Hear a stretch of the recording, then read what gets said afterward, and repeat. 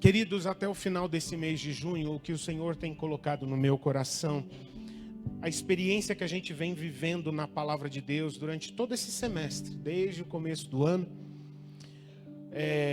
pela palavra de Deus, nós temos procurado aumentar a nossa percepção sobre a importância, sobre o peso, sobre o impacto do nome do Senhor nas nossas vidas.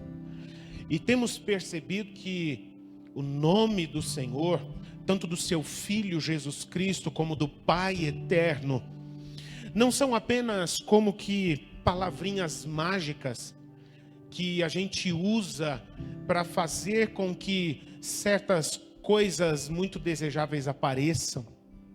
Mas o nome deles, muito mais, é uma marca de identidade que nós devemos carregar aqui dentro do nosso coração. E tendo essa percepção que nós devemos carregar como uma identidade o nome do Senhor aqui dentro, isso vai começar a gerar efeito e mudar tudo nas nossas vidas. A partir do momento que eu carrego o nome do Senhor no meu coração pela fé, isso vai começar a afetar a maneira como eu me comporto, isso vai começar a afetar as palavras que eu uso, isso vai começar a afetar os planos, os projetos que eu elaboro, tudo vai ser impactado. E eu gostaria de falar um pouco mais sobre isso hoje, no sentido de propósito de Deus sobre as nossas vidas nesta terra. O título da palavra dessa noite é o nome de Deus, né?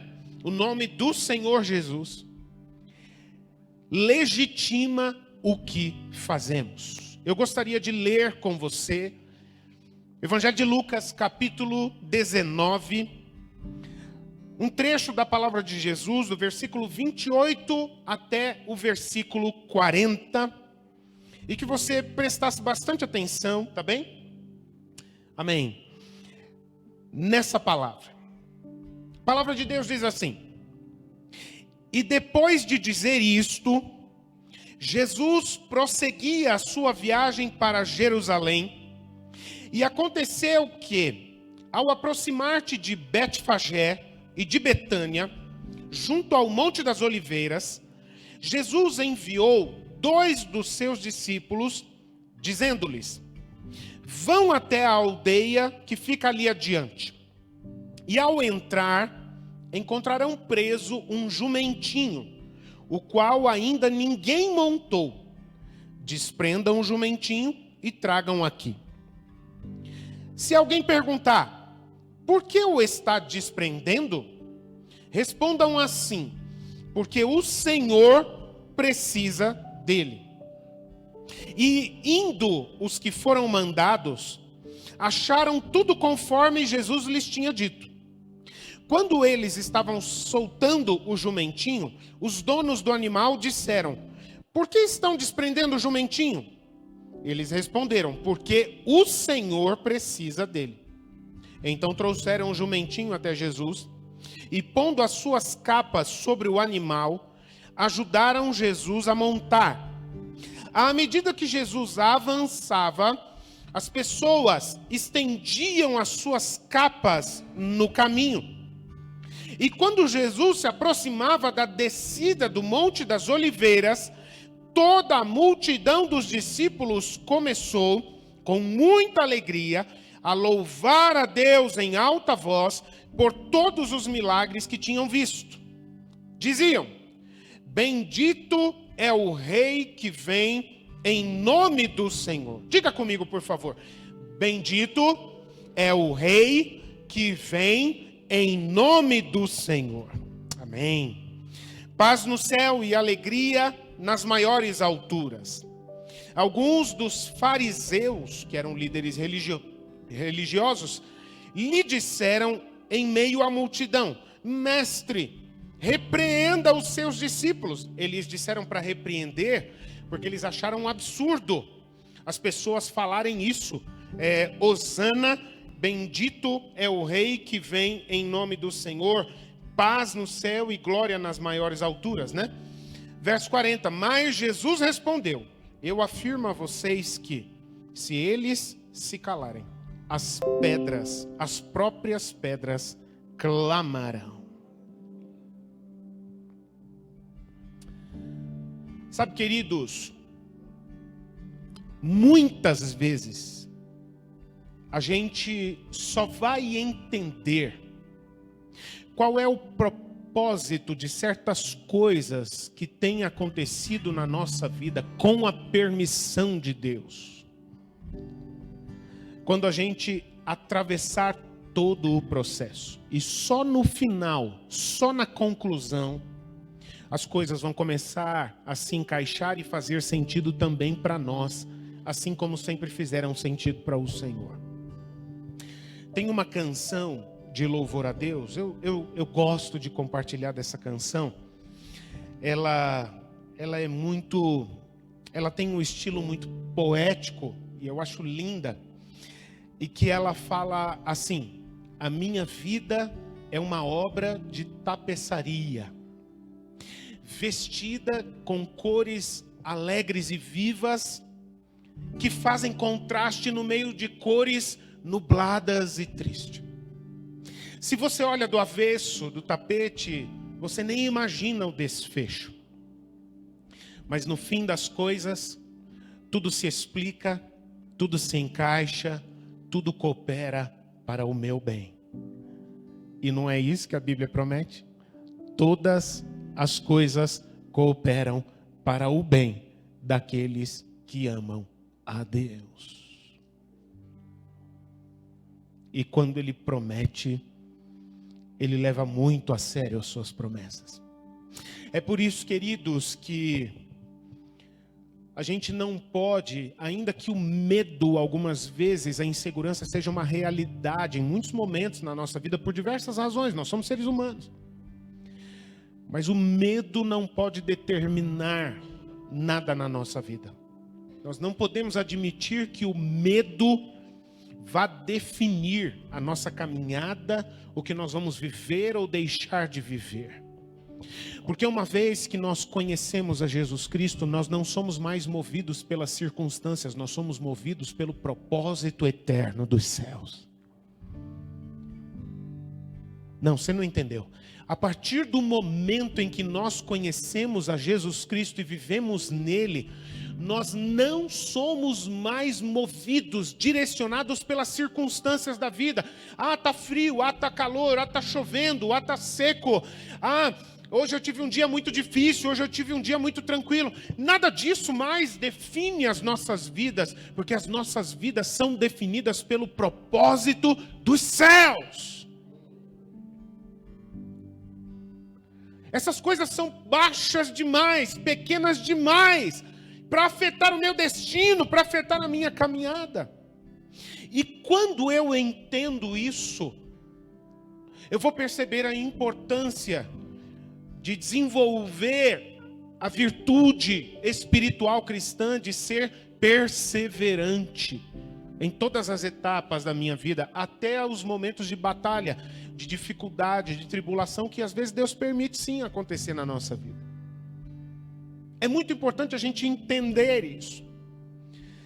E queridos, eu estou dizendo isso para que a gente possa compreender esse barulho que acontece aqui nessa história, na palavra de Deus. É muito importante para que a gente possa compreender esse caos, esse choque daquilo que estava acontecendo nesta história aqui, na cidade de Jerusalém, envolvendo a pessoa de Jesus. Eu gostaria de fazer umas observações aqui, meio que olhando essa história de trás para frente, para que a gente possa perceber alguns detalhes que talvez passem despercebidos dele. Porque quando a história, esse trecho que nós estamos meditando aqui, ele termina com um diálogo ou uma discussão, sei lá, entre os líderes religiosos aqui, da classe dos fariseus, com Jesus. Por que esse diálogo, essa discussão entre Jesus e os líderes religiosos? É porque os líderes da religião da cidade estavam indignados com tudo isso que eles estavam vendo que estava acontecendo aqui. Eles estavam chocados, eles estavam embasbacados ao verem o que estava acontecendo em torno desse homem da Galileia, que estava entrando na cidade agora. Tudo isso porque esse profeta da Galileia, ele estava entrando na cidade de Jerusalém, não como um homem comum, mas inclusive tem algumas bíblias que as editoras colocam nesse texto aqui, um subtítulo só para dar a ideia, colocando a entrada triunfal de Jesus. Jesus não estava entrando como qualquer um, ele estava entrando de maneira triunfal naquela cidade. E a cena que eles estão lidando, que eles estão encarando é essa. O profeta da Galileia, conhecido por muitos já naquela altura, por causa dos sinais, dos milagres, das curas, dos atos de libertação de pessoas oprimidas pelas trevas, por causa do peso da autoridade da palavra dele, do ensino, da pregação dele. Mas alguém que não era reconhecido nem legitimado, preste atenção nisso, ele não era legitimado por nenhuma instituição terrena, religiosa ou qualquer outra. Chega esse homem entrando na cidade com honras de rei. Essa é a cena que eles estão assistindo aqui.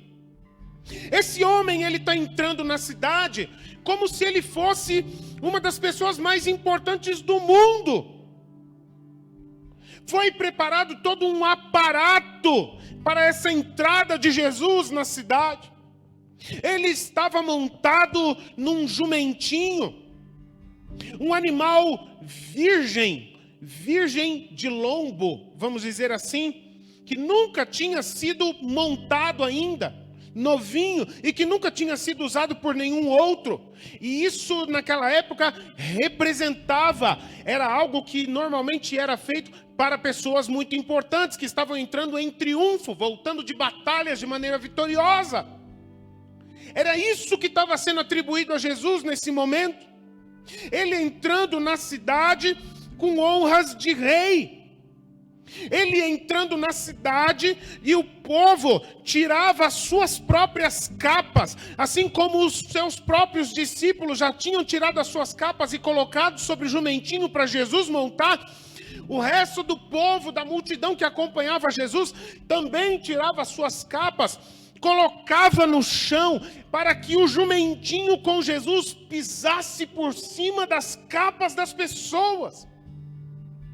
E as pessoas, como é que elas ficavam? Elas pegavam folhas de palmeiras e elas começavam a bater essas folhas umas nas outras, e um barulho, e um festerê, e um alarde, um auê naquela cidade. E dança para tudo quanto é lado. Imagina essa festa do povo em torno de Jesus. E no meio de toda essa dança, de toda essa festividade, esse povo ainda cantava alegremente e bradava com toda a sua fé colocada na sua boca: Hosana! Que em algumas versões da tradução da Bíblia, a palavra colocada ali no começo é Hosana. Hosana, que significa bendito, um sentido, bendito aquele que vem para nos salvar. É como que um clamor: oh, bendito, chegou aquele que pode me salvar. Hosana, bendito é aquele, é o rei que vem em nome do Senhor, aquele rei que tinha sido prometido pelos profetas, que viria para nos salvar, para nos libertar, para escrever uma nova história nas nossas vidas. Ele chegou, ele está aqui, é ele. Paz no céu e glória nas maiores alturas. Para os religiosos, queridos, para o povo da religião na cidade de Jerusalém, eles ficaram de cara com isso e pensavam no meio diante de toda essa cena: mas por que isso? Mas para que tudo isso sendo preparado para esse homem? O que está acontecendo aqui? Para quem é que eles estão declarando hosana? Será que esse povo sabe quem é esse homem? Isso não fazia sentido nenhum para eles. E foi então, por isso, que eles mandaram Jesus, eles deram uma orientação a Jesus no final do texto, para que Jesus mandasse o povo calar a boca. Eles falaram: Jesus, você está vendo, o povo exagerou. Olha o que eles estão falando a respeito de você. Não faz o menor sentido. Você não acha bom mandar o povo mudar de música, inventar outra coisa, já que eles querem comemorar, sei lá, qualquer coisa que você represente para eles? Manda o povo calar Jesus. Manda o povo parar com essa festa de rei para alguém como você que nós não reconhecemos.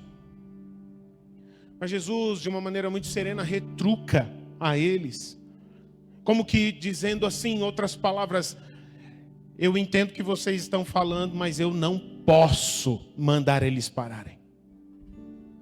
Eu não posso mandar eles calarem a boca. Porque se eles se calarem, as pedras clamarão. Não tem mais volta. Agora esse mover do reino de Deus começou e ninguém mais pode parar esse mover pela face da terra. Porque esse mover, ele não é de homens. Esse mover não é uma agitação, um furdúncio provocado por pessoas. Ele é um mover do reino de Deus na terra. Ele é um mover fruto do Espírito do Deus eterno, implantando essa verdade nos corações dessas pessoas. O que elas estão falando, elas não foram doutrinadas a falar. O que elas estão falando é o que Deus tem colocado no coração delas, para que elas sejam um sinal diante de toda a humanidade. Eles não entendiam nada daquilo. Mas sabe de uma coisa, queridos? Na verdade, não importava, não fazia mais a menor diferença se os religiosos entendiam ou não o que estava acontecendo.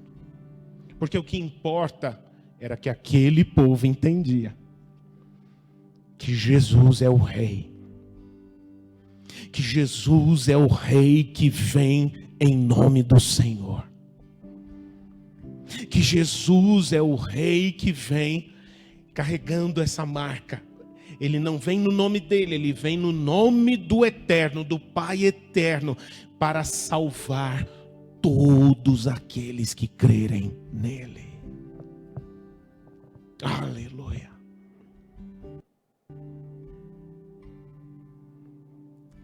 Mas eu disse que eu queria começar a observar essas verdades espirituais nesse texto de trás para frente. E a essa altura é importante a gente perguntar: aonde foi que tudo isso começou?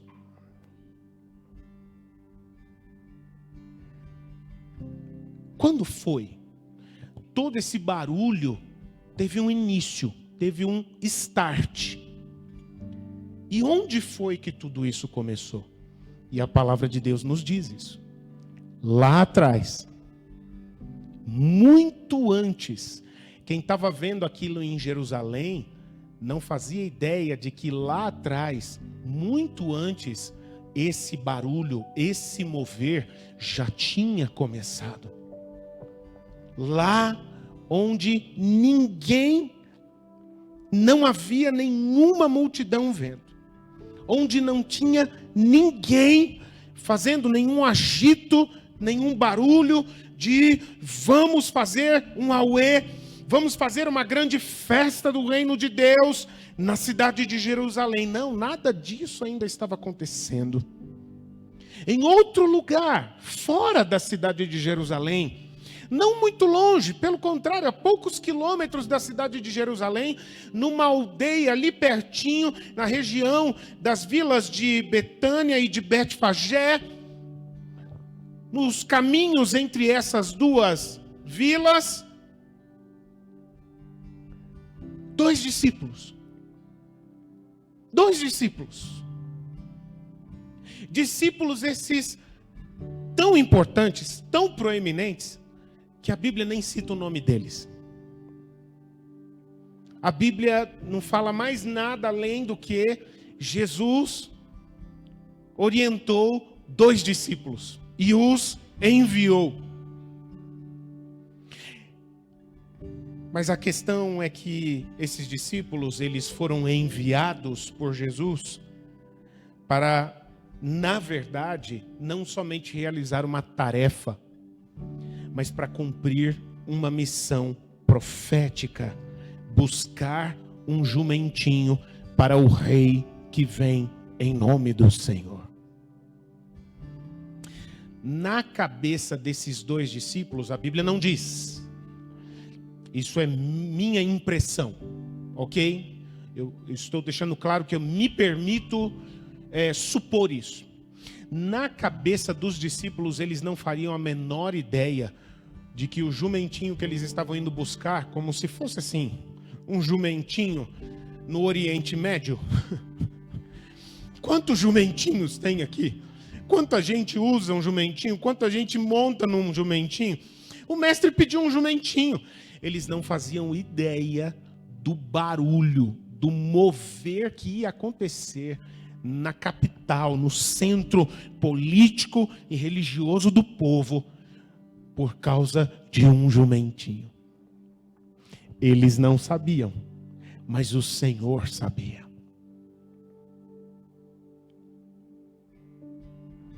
Jesus, inclusive, já tinha avisado aos 2 discípulos, como o texto sagrado diz: olha, vocês se preparem, tá? Porque eu estou mandando vocês na frente para vocês irem pegar um jumentinho, e que nos outros evangelhos é dito, o jumentinho estava inclusive do lado da mãe, da sua mãe jumenta. E aí eles foram lá buscar o jumentinho conforme a orientação de Jesus, mas Jesus falou para eles: ó, se preparem, tá? Porque quando vocês forem pegar o jumentinho que eu orientei, ele vai estar muito fácil. Logo entre 2 caminhos na entrada da aldeia, vocês simplesmente vão lá, desamarrar ele e traz. Mas quando vocês fizerem isso, vocês vão ser questionados. Vão chamar a atenção de vocês por estarem fazendo isso. Mas fiquem tranquilos, porque quando vocês forem questionados, vocês simplesmente respondam a quem lhes questionar, não importa quem for. Apenas digam: o Senhor precisa dele. Mas que Senhor? O Senhor precisa dele. E com essa simples resposta, sem muito sentido, o Senhor. Mas que Senhor? Eles permitiram que os discípulos de Jesus levassem o jumentinho sem questionar. Sabe o que foi isso, meus irmãos? Milagre. Milagre.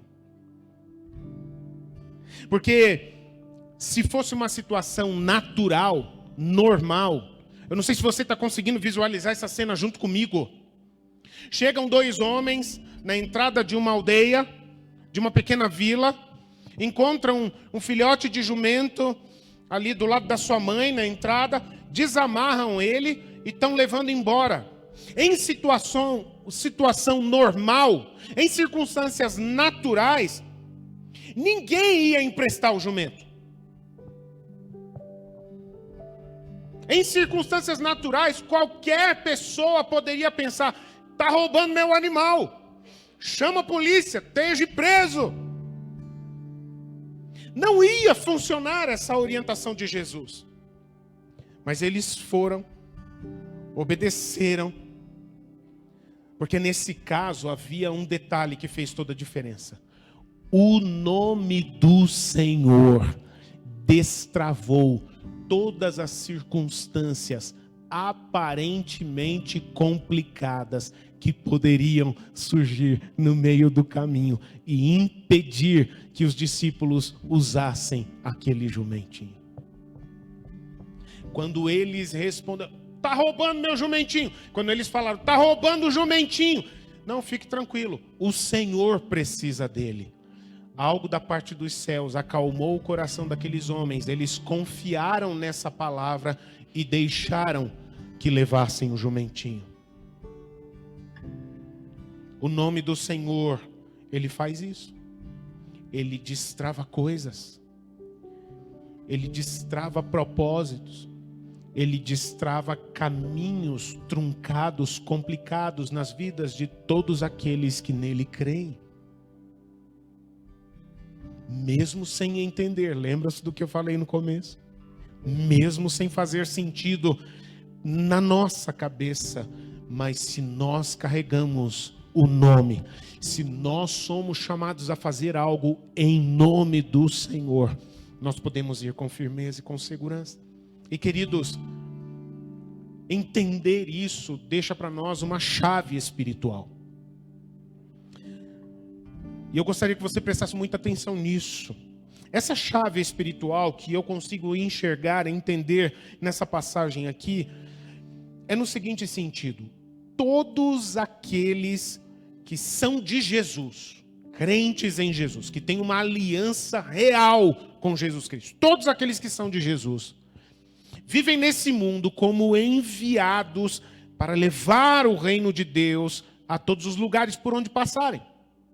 Faz sentido isso para você? Você entende isso?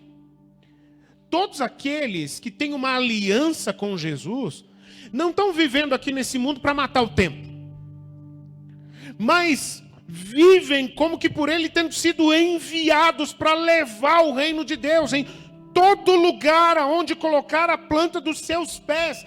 Ali, aquele homem de Deus, aquela mulher de Deus, aquele jovem de Deus, aquela jovem de Deus, estará trazendo junto o reino de Deus para aquele lugar. Portanto, não importa, querido, as influências que houverem sobre qualquer lugar aonde um discípulo de Jesus frequenta. Porque este nome, ele é tão grande, ele tem tanto poder, ele é tão majestoso, que independente do que tiver acontecido, do que tiver sido feito, em qualquer ambiente onde é frequentado, mas a palavra de Deus diz, maior é o que está em nós do que o que está neste lugar. Eu não tenho que temer. Quem deve temer são os outros espíritos. Quem deve temer são as outras influências, porque não há nada maior do que aquilo que eu carrego. Eu carrego o nome do Eterno dentro de mim. Chegou o reino de Deus, tem um filho de Deus aqui. Chegou o reino de Deus, tem uma filha de Deus dentro dessa sala de aula. Chegou o reino de Deus, tem um filho de Deus nessa rua, nesse condomínio. Chegou o reino de Deus. Ah, mas esse lugar aqui é complicado, é muito sombrio, tem muita tristeza, o clima é pesado aqui. Era até agora, porque nós estamos colocando os nossos pés aqui e nós estamos invocando a presença do Senhor aqui neste lugar, porque Ele é maior. O nome dEle. O nome dEle. Você consegue imaginar o peso, o impacto que é gerado pela vida de uma pessoa que carrega esse nome, que carrega essa presença dentro do seu coração? Aqueles discípulos, eu volto a falar sobre aqueles 2 discípulos, eles não entendiam metade da história, do que estava acontecendo, do que viria a acontecer depois. Eles só obedeceram, e obedeceram em nome do Senhor. Não fazia muito sentido o que Jesus tinha orientado a eles, a princípio, mas eles foram, e segundo a orientação de Jesus, disseram, o Senhor precisa desse jumento nesse momento, e depois Ele vai devolvê-lo. E eles simplesmente, algo no coração deles, tá, eu não sei o porquê que eu vou te emprestar. eu não emprestaria. Mas alguma coisa me diz, você já viu isso? Você já passou por essa situação? Alguma coisa me diz que no teu caso eu tenho que emprestar. Então tá bom, leva. Eu nunca faria isso, não sei se vou fazer de novo, mas por causa de alguma coisa diferente que tem dentro de você, no teu caso, tá bom, vai. Tá destravado. Tá liberado. Em tudo aquilo que nós fazemos, queridos, nós estamos levando o reino de Deus pelo poder do Evangelho de Jesus. Não importa aquilo que nós fazemos.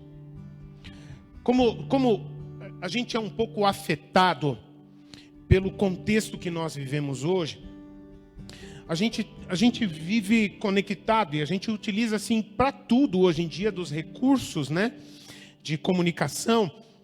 Então, a gente fica meio mal acostumado achando que aquilo que é relevante de verdade é aquilo que tem milhares e milhões. Entende? E a gente fica meio viciado nisso. Mas o reino de Deus não segue as mesmas regras do reino do mundo. Para o reino do mundo, para algo ser relevante, tem que falar em milhares e milhões, ou bilhões. Mas o próprio Jesus vai dizer, uma vez, que o reino dos céus é como uma semente de mostarda. E qual que é a coisa interessante na comparação do reino dos céus com a semente de mostarda? É que a semente de mostarda, especialmente a variedade da semente de mostarda que é lá do Oriente do mundo, né? Do Oriente Médio, é uma semente que ela é menor do que aquela bolotinha da semente de mostarda que a gente usa, que a gente costuma usar aqui na nossa região, que é mais comum aqui da nossa região. Ela é um tisquinho. Eu me lembro quando eu era piá, o meu pai tinha um saquinho bem pequenininho que ele deixava guardado na gaveta dele, com um tantinho assim de sementes de mostarda de lá daquela região. Parecia um farelo de alguma coisa, sabe? Parecia um monte de grãozinhos bem pequenininhos assim, tudo amontoadinho, não tinha cara de semente aquilo. Mas o Senhor Jesus diz, o reino dos céus é como um grão de mostarda, que mesmo sendo a menor de todas as sementes, quando ela germina e brota, ela cresce e se torna a maior de todas as hortaliças. E por onde ela pode se espalhar e se pendurar, ela vai tomando conta de maneira que ela traz a sua sombra sobre a terra. Oh, aleluia! Ela traz a sua sombra sobre a terra e as aves dos céus vêm sobre ela pousando para fazer nela o seu ninho. Ela traz alívio e abrigo a toda a terra, mesmo sendo a menor de todas. Querido, querida, não importa a proporção daquilo que fazemos, se aquilo que o Senhor Jesus tem chamado você ou a mim para fazer nas circunstâncias do dia a dia, ou no chamado da missão, do ministério, da vocação que Ele tem para cada um de nós, se Ele nos chama para realizarmos ações simples, ou se Ele nos chama para realizarmos grandes obras, grandes ministérios que impactam multidões de pessoas, não importa, não faz diferença. Não importa se é um grande público, uma plateia gigantesca, ou se seremos nós sozinhos com apenas uma pessoa e ninguém mais verá o que nós tivermos feito, não importa. Não importa se todos entenderem e aplaudirem e elogiarem e concordarem com aquilo que nós estamos fazendo, falando, nossa, que linda essa obra que você está fazendo, ou se os outros não entenderem, porque isso não é testificado pelos céus dentro deles, não importa. Quando nós estamos segundo o Espírito Santo, o chamado do Espírito Santo nas nossas vidas, às vezes nós seremos mal interpretados, às vezes nós seremos questionados, nós seremos mal compreendidos.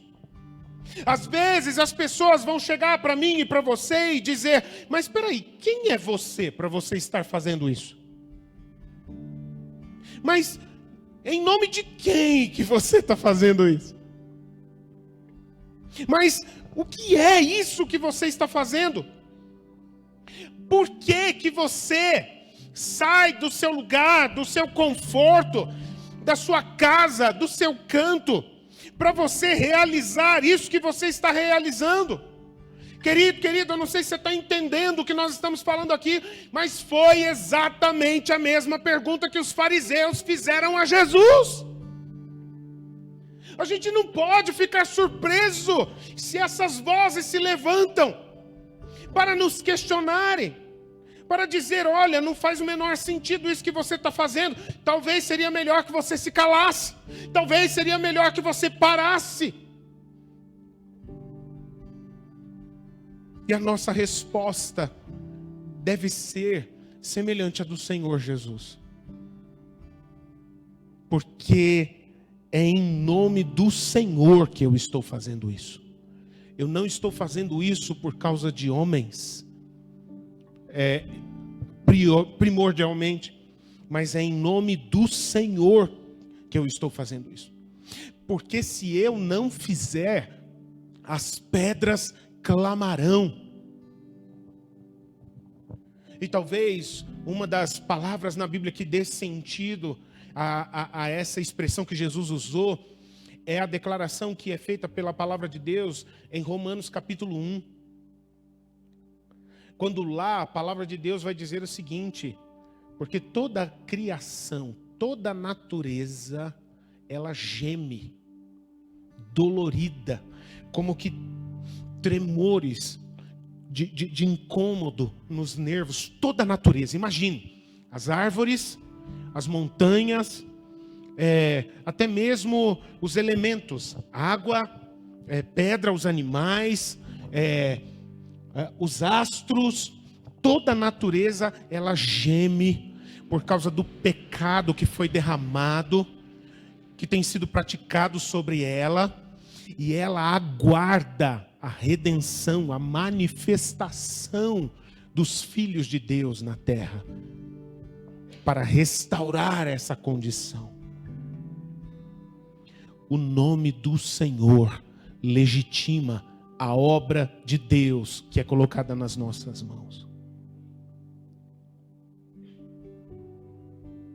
Querido, querida, portanto, a gente precisa se inspirar no exemplo de homens de Deus, como por exemplo o apóstolo Pedro e João, que no livro de Atos, no capítulo 4, 3 e 4, tiveram a experiência de terem curado pela autoridade do nome de Jesus, em nome do Senhor Jesus, o Nazareno, levanta e anda. E por causa disso, a liderança da religião daquela época, naquele contexto, quis reprimi-los e falar, e disseram a eles com ameaças, e com prisão, e com chicotadas também: pare de falar nesse nome, pare de anunciar esse nome, pare de fazer obras nesse nome. E a resposta serena que eles tiveram é: importa-nos muito mais agradar a Deus, que tem o destino das nossas vidas nas suas mãos, do que a homens. E a palavra de Deus diz que os apóstolos, depois de tomarem uma sova deles, foram liberados, porque não tinham nada o que fazer. Eles iam ser presos por fazerem o bem ao próximo. E eles saíram comemorando, meio roxo, com as costas meio tortas, de tanta chibatada que levaram, de tanto, enfim, ameaças que receberam. Mas eles saíram alegres, comemorando pelo fato de terem sido reprimidos, perseguidos, por causa do nome do Senhor Jesus. Eu quero te fazer uma pergunta: em algum momento na sua vida você já sentiu vergonha de ser um cristão diante de algumas pessoas ou em determinados lugares, e as pessoas chegarem para você e perguntarem: você é crente? E aí, ao invés de você responder seguramente, tranquilamente, aí vem aquela engasgada. Veja bem, eu sou, mas não sou bobo. Esse mais que vem, qualquer coisa que vem depois de um mais, gente, só complica a vida, né? Eu sou, mas eu não sou aqueles crentes assim. Enfim, qualquer coisa que vem depois do mais só estraga.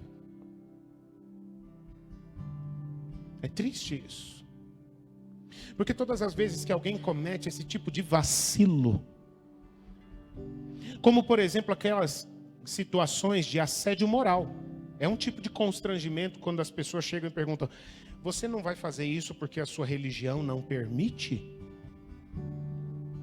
Por que as pessoas falam isso? Para provocar.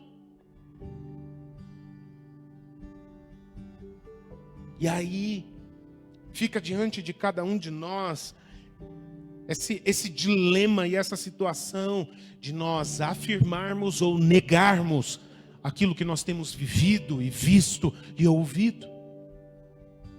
Mas algo que tem que gerar muito temor no nosso coração é que o Senhor Jesus diz: se vocês me negarem diante dos homens, e não precisa negar com palavras dizendo eu não creio em Jesus Cristo, se negar com as ações, eu também os negarei diante de meu Pai que está nos céus. Não, meus irmãos, não é esse o caminho. O nome, ele está sobre todo nome.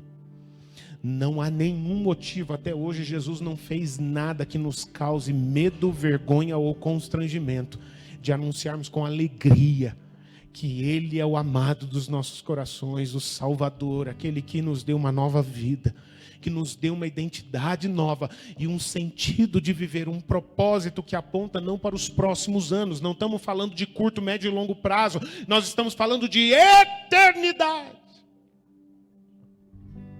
Vale a pena.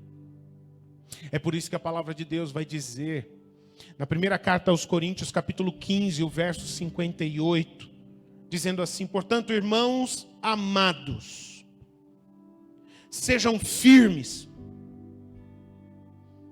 continuem inabaláveis, sempre abundantes na obra do Senhor. Uma coisa abundante é uma coisa feita com fartura, né? Abundância, bastante, muito, né? Fartura. Não se cansem. Entenda isso. Tudo aquilo que Deus chamar você para fazer nunca será muito. Pelo contrário, é maior ainda o privilégio.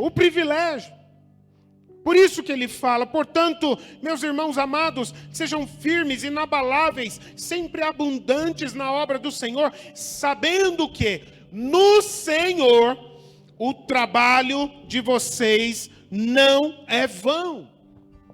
Não vai ser perdido.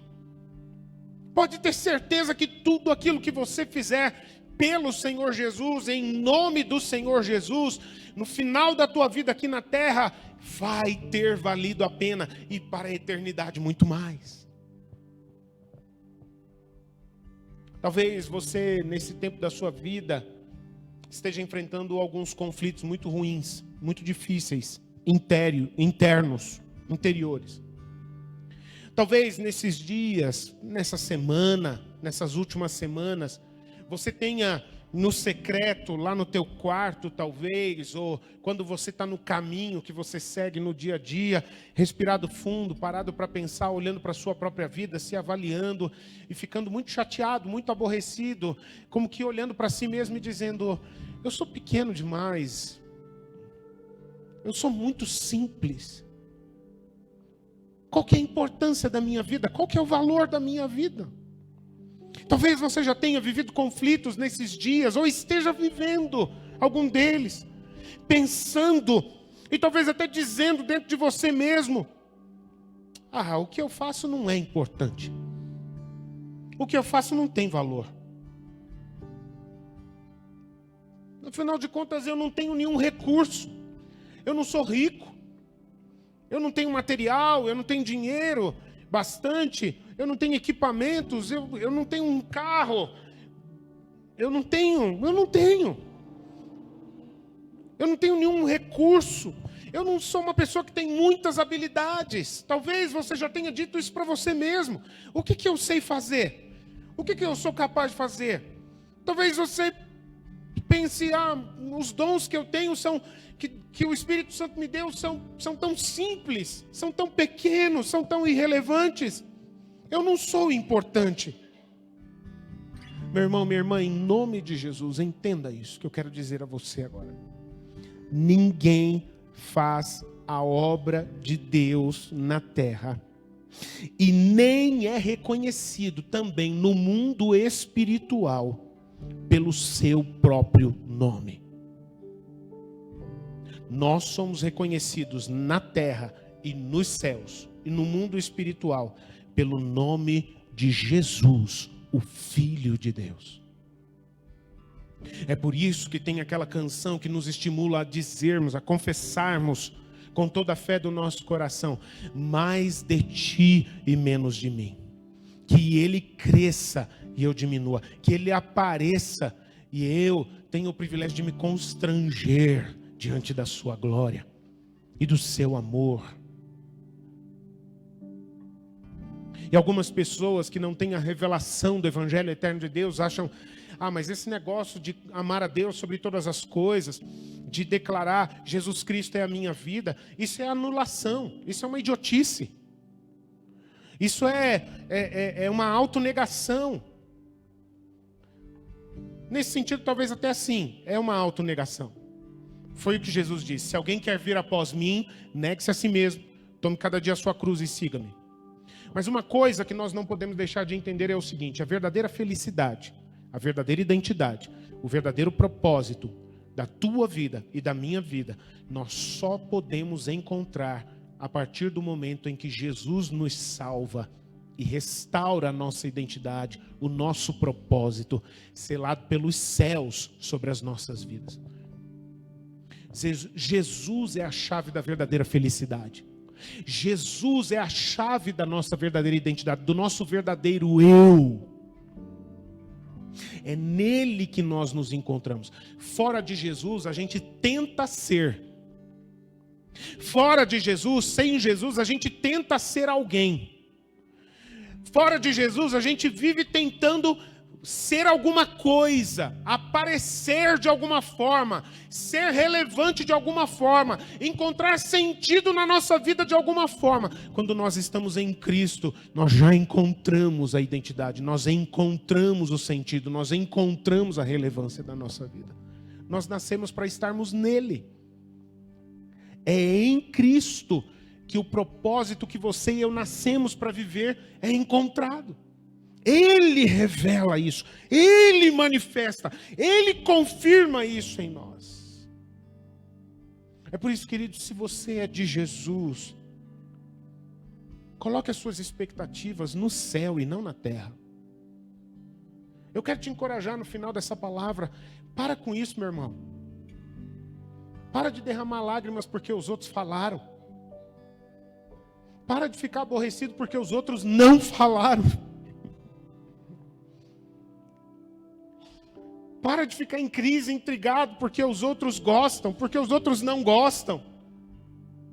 Isso é tudo passageiro, isso é tudo relativo. A nossa expectativa tem que estar naquilo que vem dos céus, aquilo que é dito dos céus a respeito das nossas vidas.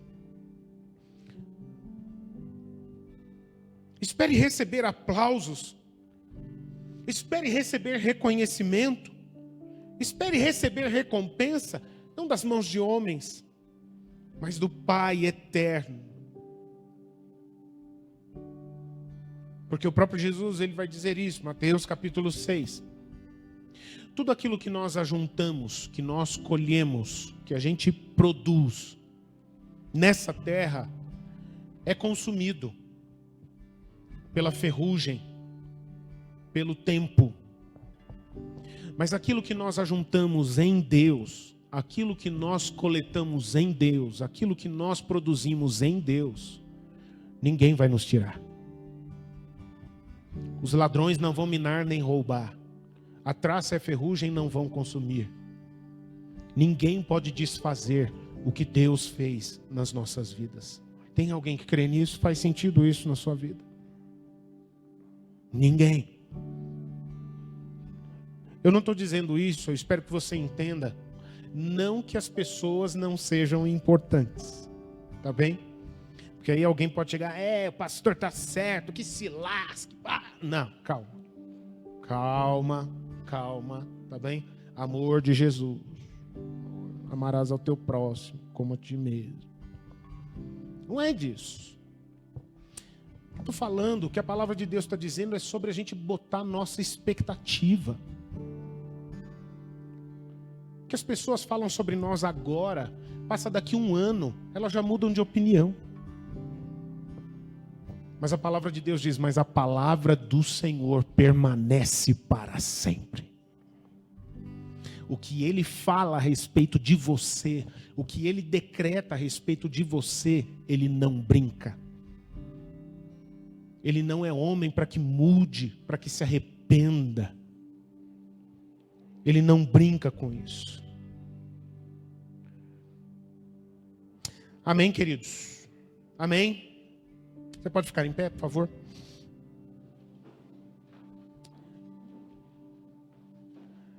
Eu quero pedir aos irmãos do louvor, nesse momento, você pode fechar os seus olhos? Eu gostaria de orar com você. Se você puder também, se você confiar na palavra do pastor, eu gostaria de pedir que você colocasse as mãos sobre o seu peito. Nós falamos muitas coisas que tocam fundo no nosso coração. E que você, nesse momento de olhos fechados, eu gostaria de pedir, pode aumentar um pouco mais esse louvor que eu pedi? Tá bem?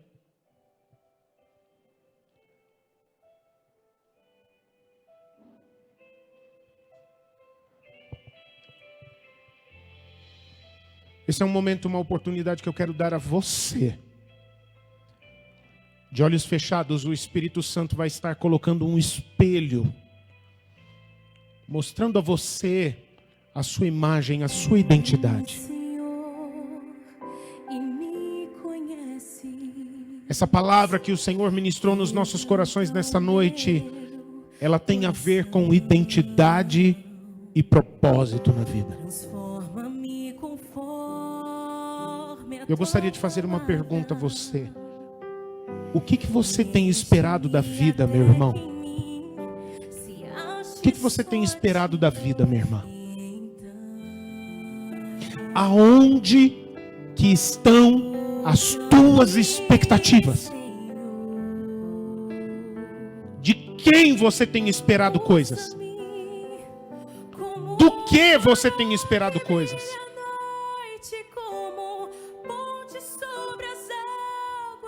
Meu irmão, minha irmã, se as suas expectativas estão em Jesus, aleluias.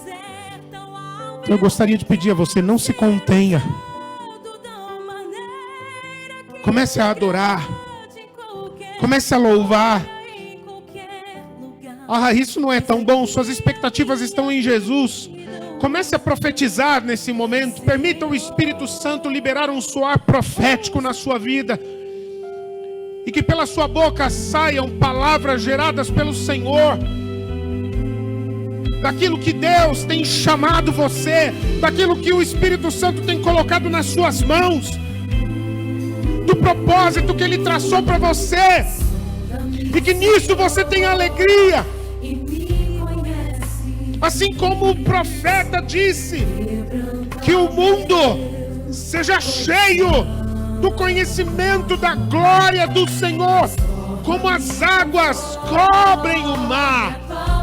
E que a minha vida seja como essa fonte, que leve dessa água, que transborde dessa água. Eu quero ser essa fonte que transborda dessa água.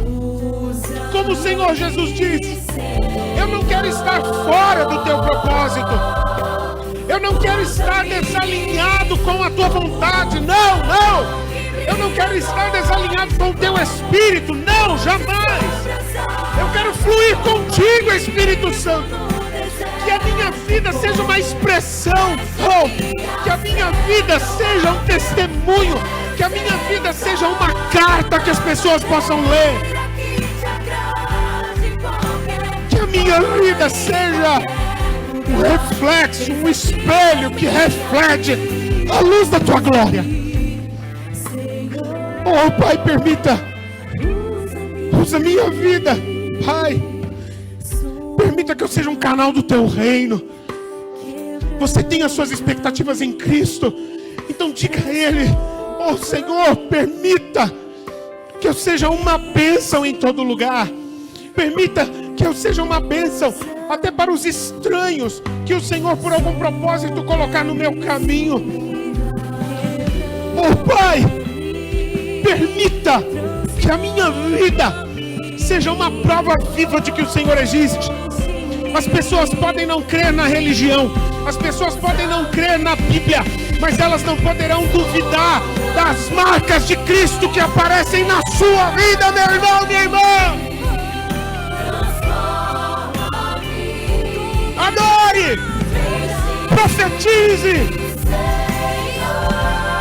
Mas eu gostaria de falar também a você. Eu queria pedir nesse momento vocês abaixarem só um pouquinho, porque essa palavra que eu quero falar agora é bem importante. Mais um pouquinho, por favor. Mais um pouquinho, por favor. Eu gostaria de falar a você, meu irmão e minha irmã. Tá bom. Se você vinha frustrado, se você vem vivendo frustrada, eu quero falar agora a você, meu irmão e minha irmã. Você não precisa abrir os seus olhos. Continue nesse espírito, nesse ambiente de oração que está sendo liberado aqui agora, de abrir o coração diante de Deus. Eu quero falar ao teu coração, você, meu irmão, minha irmã, que tem esperado demais das pessoas, quando hoje você está entendendo. Não tem problema que você não entendia, o que importa, chegou o dia, agora você está entendendo. Você não devia ter botado tantas expectativas nas pessoas, você não devia ter esperado tanto de gente. E agora você está entendendo. Você andava sem um propósito. Você achava que sabia para o que estava vivendo, mas na verdade você estava vivendo tentando encontrar uma identidade, tentando traçar um destino, tentando cumprir uma missão. Então, querido, querida, nesse momento, essa é a tua chance, essa é a tua vez. Invoque o nome. Aí onde você está, com toda a fé do seu coração, clame por Ele. Clame por Ele.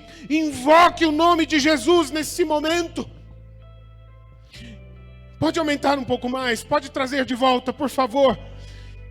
A você que vem sofrendo, que vem enfrentando essas crises, essas frustrações, eu quero te encorajar a falar diretamente a Jesus Cristo. Ele está aqui, Ele está te vendo, Ele está ouvindo você. Você diga a Jesus, se é isso que você sente. Diga a Ele: Senhor Jesus, neste momento, os meus olhos, eles estão em Ti. Senhor Jesus, eu estou agora abrindo meu coração para Ti. Jesus, eu não quero pôr as minhas expectativas em nenhum outro, em nada mais. E por isso eu te digo nesta noite: Hosana, Hosana. Diga a Ele: Hosana. Bendito aquele que veio para me salvar. Vem, meu Salvador. Eu sou teu, meu Salvador. Oh, Jesus, nós estamos diante de Ti, Jesus. Oh, esse mundo deixa a nossa vida tão confusa. Esse mundo deixa a nossa visão tão embaçada. São tantas vozes, é tanto barulho, são tantos ventos que tentam nos direcionar, apontar as nossas vidas para tentar isso, tentar aquilo, experimentar aquilo outro. Oh, aleluia, mas Tu estás aqui. Tu estás aqui, Jesus, aleluia. E nunca falhou, e nunca faltou, Jesus. Nós te louvamos nessa noite. Nós levantamos a nossa voz em adoração. Invocamos o teu nome e declaramos: Hosana, Hosana. Você pode declarar isso aí onde você está. Hosana. Bendito é aquele que veio para me salvar. Bendito é aquele que veio para me salvar. Eu te amo. Eu confio em ti. A minha vida está nas tuas mãos. Eu quero viver no centro da tua vontade. Que o teu reino venha. Que o teu nome seja santificado. Cumpre o teu propósito na minha vida. Agora eu me encontrei. Agora eu me encontrei. Agora eu sei quem sou. É o teu nome que legitima a minha vida. Oh, Jesus, obrigado. Porque o teu nome quebra tudo aquilo que nos oprimia, tudo aquilo que nos mantinha presos. Eu preciso disso, eu preciso daquilo. Se não tiver aquilo outro, eu não sou ninguém. Teu nome desfaz tudo isso. Aleluias, aleluias. Nós não precisamos de nada disso. Se nós estamos posicionados em ti, se nós temos uma aliança contigo, nós somos reconhecidos na terra, no mundo espiritual e diante do Pai eterno, e isso nos basta.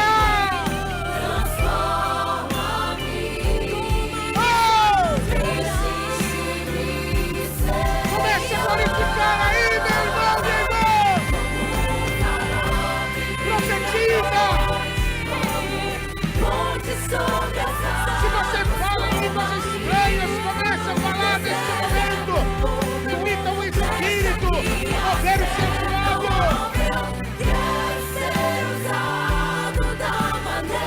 Eu já fiz a minha decisão. A minha escolha está feita. Eu me encontrei em ti.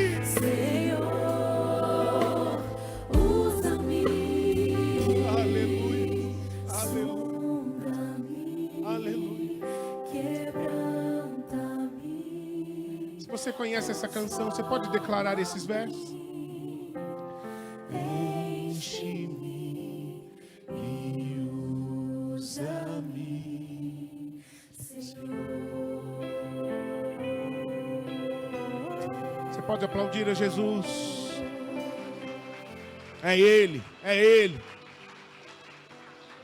É nele que nós nos encontramos. É o nome dele que legitima tudo nas nossas vidas. Amém, amém. Glória a Jesus. Glória a Jesus. Aleluia.